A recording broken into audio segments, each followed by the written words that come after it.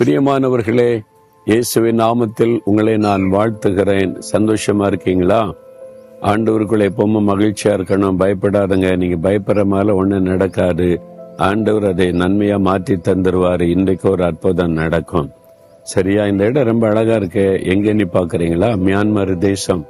பர்மான்னு ஒரு காலத்துல சொல்லுவல, யாங்கூன் என்கிற பெரிய பட்டணத்துல இருக்கிற பெரிய பார்க்கு, பெரிய ஒரு ஏரி இருக்குது, பெரிய பார்க்கு.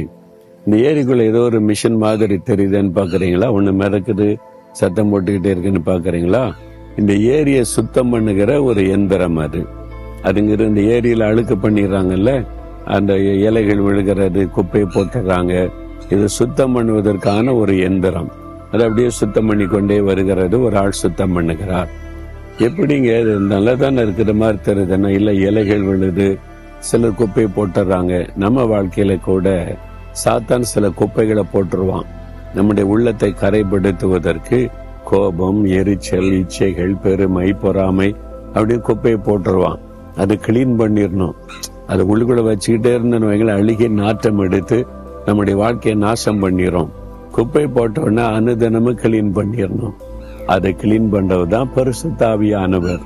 வேத வசனத்தை தியானித்து ஆண்டோடைய பார்த்தல் உட்கார்ந்து சுத்தம் பண்ணுங்க ஆண்டவரே நீ உண்மையா ஜெபிச்சுட்டோன்னு வைங்களேன், அந்த குப்பையெல்லாம் வெளியே அனுப்பிடுவார் பரிசுத்த ஆவியானவர். நம்மளை பரிசுத்தப்படுத்திடுவார். அதுதான் பரிசுத்த பாதையில நடத்துறதுதான் பரிசுத்த ஆவியானவர். பரிசுத்த ஆவியில நிரம்பி ஜெபிச்சா நம்ம பரிசுத்தத்தின் மேல் பரிசுத்தம் அடைவோம். இது நமக்கு அவசியம். சரி, ஆண்டவர் இன்றைக்கு எனக்கு என்ன வசனம் வைத்திருக்கிறார் அப்படின்னு நினைக்கிறீங்களா? நீதிமொழிகள் 3ஆம் அதிகாரம் 6வது வசனம். உன் வழிகளில் எல்லாம் கர்த்தரை நினைத்துக்கொள், அப்பொழுது கர்த்தர் உன் பாதைகளை செவ்வைப்படுத்துவார். நம்ம நடக்கிற பாதை செவ்வைப்படுத்தப்படணும். சில சமயம் பாத்தீங்கன்னா அப்படியே கரடு முரடா இருக்குமா, நடக்கிறது ரொம்ப கஷ்டம். அந்த பாதையில நடந்து போறது ரொம்ப கஷ்டம். அதை செவ்வைப்படுத்தி நல்லா பண்ணிட்டாங்கன்னா ஈஸியா நடந்து போகலாம். அப்படிதானே? நான் வட இந்தியாவில் ஒரு ஊழியத்துக்கு போயிருந்தப்போ அவங்க கார்ல ஒரு ஜீப்ல தான் கூட்டிட்டு போனாங்க. ஆனா அந்த பாதை இருக்குது கரடு முரடா, உட்காந்து கூட தூக்கி தூக்கி அடிக்குது. இப்படி வளையுது, அப்படி வளையுது, பள்ள மேடு. பார்த்துட்டு அப்பா இந்த இடத்துக்கு வர்றது கஷ்டம் அப்பா, இதை விட நடந்தே போயிடலாம் அப்படின்னு தோன்றுகிறேன். நடந்து போனாலும் கஷ்டம், அப்படியே பள்ள மேடுமா ஒரே குண்டு குழியுமா இருக்குன்னு சொல்றாங்களே இருக்கன்னே. அப்புறம் சில வருஷம் கழித்து அங்க போகும்போது அந்த மலைக்கு தான் போறோம் ஊழியத்துக்கு வாங்க நாங்களா. எனக்கு பழச நினைச்சு கொஞ்சம் பயம், ஐயோ கரடு முரடா இருக்குமே நீ. ஆனா இப்போ போனா அழகான ரோடு, நல்ல ஸ்மூத்தா டிரைவ் பண்ணி போகுது, நல்லா இருக்குது. முன்னால வரும்போது இப்படி இல்லைன்னா புது ரோடு போட்டுட்டாங்க, செவ்வைப்படுத்திட்டாங்க. அப்ப வழிகள் செவ்வைப்படுத்தப்பட்டா பிரயாணம் சுலபமா இருக்கும். நம்முடைய வாழ்க்கை பிரயாணம் தான். வீட்டுல, வேலையில, பிசினஸ்ல, ஊழியத்துல, நம்ம வாழ்கிற வாழ்க்கையில சம்பாதிக்கிறப்படுற கஷ்டத்துல நிறைய பாருங்க பள்ள மேடு, கரடு முரடான காரியங்கள். இதெல்லாம் பார்க்கும்போது வாழ்க்கை ரொம்ப கஷ்டமா தெரியும். என்னப்பா இது வாழ்க்கை அப்படின்னு தோணும். ஆனா நம்ம ஆண்டவருக்கு வழிகளை ஒப்பு கொடுத்துட்டோம்னா அவர் செவ்வைப்படுத்தி தருவார், சுலபமாக்கிறோம், ஈஸியாக்கி ரோடு போட்டு கொடுத்த நட தம்பி, மகளே நட, நான் கூட நடக்கிறல்லவா, நம்ம நடந்து போகலான்னு சொல்லி சுலபமாய் அழைத்து கொண்டு போவார். அதுக்கு என்ன பண்ணணுமா? உன் வழிகளில் எல்லாம் கர்த்தரை நினைத்துக்கொள். நம்ம என்ன செய்தாலும் கர்த்தரை நினைத்து கொள்ளணும். ஆண்டவரே நான் இன்றைக்கு என்னென்ன காரியம் செய்ய போறேன், எனக்கு உதவி செய்யுங்க. நான் இந்த மாதிரி வேலையில சேர போறேன், எனக்கு உதவி செய்யுங்க. நான் இன்ன படிப்பு படிக்க போறேன், எனக்கு ஹெல்ப் பண்ணுங்க. நான் இந்த மாதிரி பிசினஸ் பண்ண போறேன், உமக்கு சித்தமா, என்னை வழி நடத்துங்க.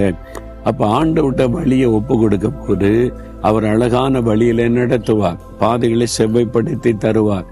அது சுலபமா இருக்கும், அது சந்தோஷமா இருக்கும், அது மகிழ்ச்சியா இருக்கும், அது ஈஸியா இருக்கும். அப்போ நீங்களா ஒரு வழியை தெரிந்து கொண்ட, நான் இதான் படிப்பேன், இங்கதான் படிப்பேன், நான் இதான் செய்வேன், இதான் நடத்துவேன்னு நீங்க செய்யும் போது அதுல பாதிப்புகள் வரும். கரடு முரடா இருக்கும், கடந்து போகிற பாதை கஷ்டமா இருக்கும். ஆனா வழிகளை ஆண்டவருக்கு ஒப்பு கொடுத்து உங்களுக்கு பிரியமான வழியில என்ன நடத்துங்கன்னு சொல்லிட்டீங்கன்னா பாதைகளை செவ்வையாக்கி தருவார். ஈஸியா, சுலபமா, மகிழ்ச்சியா, கஷ்டம் இல்லாம அந்த பாதையில நடக்கலாம். இன்னைக்கு யோசித்து பாருங்க, ஏன் இன்றைக்கு கஷ்டப்படுறீங்க? ஆண்டவருக்கு சித்தமான வழியில நடக்கிறீங்களா? அவருக்கு சித்தமானதை செய்றீங்களா? இது ஆண்டவர் கொடுத்த திட்டம் தானா? கத்தர் கொடுத்த பிசினஸ் தானா? கத்தர் கொடுத்த வேலையா? இது கத்தர் கொடுத்த படிப்பா? யோசித்து பாருங்க. நீங்களா செலக்ட் பண்ணி உங்க வழியில போறீங்க.